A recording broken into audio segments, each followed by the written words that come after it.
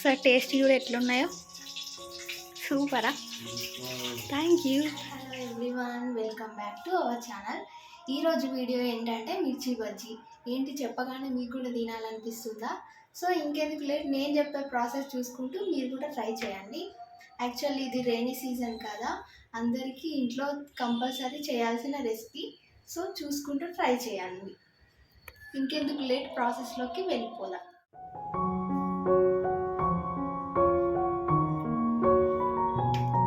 ఇది 1/2 కిలో శనగపిండి ఫస్ట్ మంచిగా ఏం లేకుండా జల్లెడ పట్టుకోవాలి. దీంట్లో కొంచెం కారం, అలాగే టేస్ట్కి సరిపడా ఉప్పు, కొంచెం పసుపు, అలాగే కొద్దిగా ఓమా వేసుకోవాలి. జస్ట్ ఇట్లా క్రష్ చేసుకొని వేసుకోవాలి, మరీ ఎక్కువ వేసుకోవద్దు, చేదొస్తుంది. అలాగే కొద్దిగా బేకింగ్ సోడా,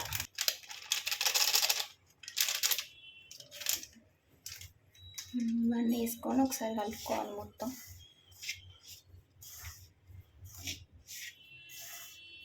ఇప్పుడు వాటర్ పోసుకొని మొత్తం కలుపుకోవాలి.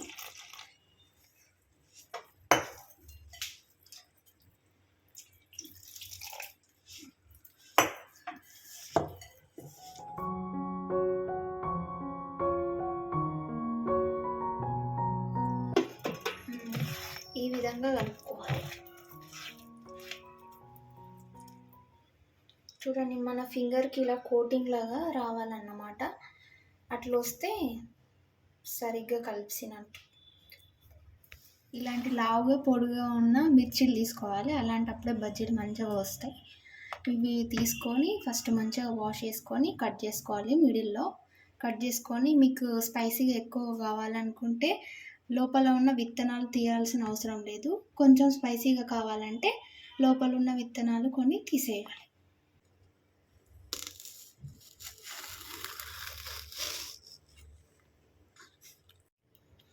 ఇక్కడ స్టార్టింగ్లో ఫుల్ విత్తనాలు ఉంటాయి కాబట్టి ఇవి తీసుకోవాలి.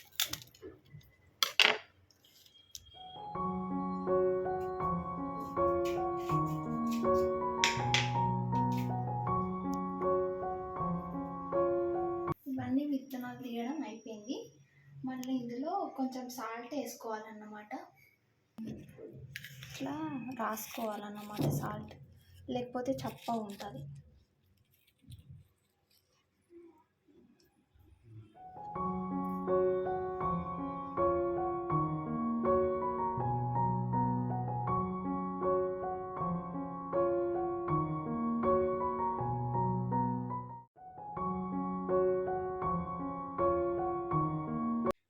విత్తనాలు తీసేసి సాల్ట్ పెట్టుకున్నాం. సో ఇవన్నీ రెడీ అయిపోయినాయి. ఇక మనం ఫ్రై చేసుకోవడమే. స్టవ్ ఆన్ చేసుకొని డీప్ ఫ్రైకి సరిపడా ఆయిల్ పోసుకోవాలి. ఆయిల్ హీట్ అయింది.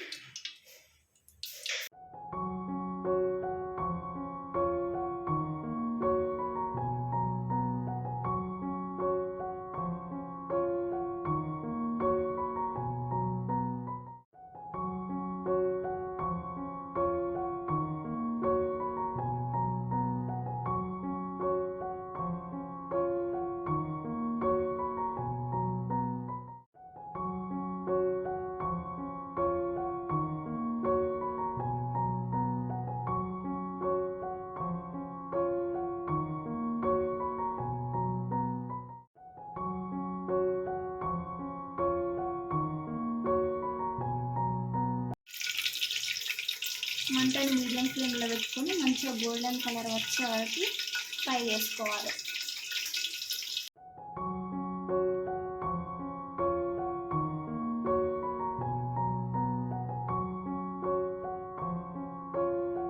ఇలా మంచిగా ఫ్రై చేసుకొని తీసుకొని ఇలా ఒక టిష్యూ ఉన్న పేపర్లో వేసుకోవాలి.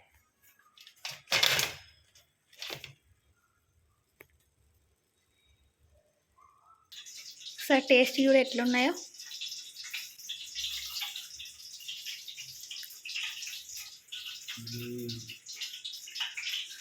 ఎట్లుంది చెప్పు. సూపరా. Thank you. తిను.